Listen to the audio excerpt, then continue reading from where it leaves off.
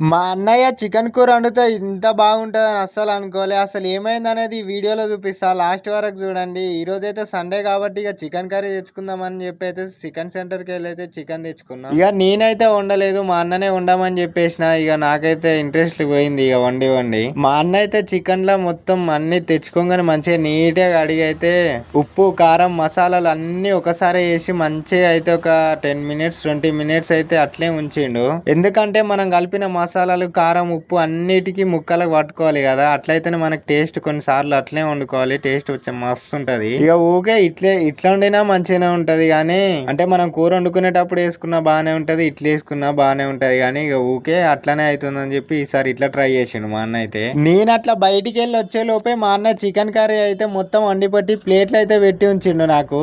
మేము అందరం ఒక దగ్గర టీవీ, ఇక మాకు టీవీ లేదు కాబట్టి ఫోనే టీవీ అయిపోయింది. ఇంక అందులో ఏదో ఒక సినిమా పెట్టుకొని అయితే తినుకుంటా కూర్చున్నాం. టేస్ట్ మాత్రం చాలా అంటే చాలా బాగా చేసిండు. ఈ వీడియోకి అయితే ఇంతే. ఈ వీడియో ఎట్లా అనిపించిందో కామెంట్ చేయండి ఫ్రెండ్స్. నచ్చితే లైక్ అండ్ షేర్ సబ్స్క్రైబ్ చేసుకోండి ఫ్రెండ్స్. నెక్స్ట్ వీడియోలో కలుద్దాం. Bye bye.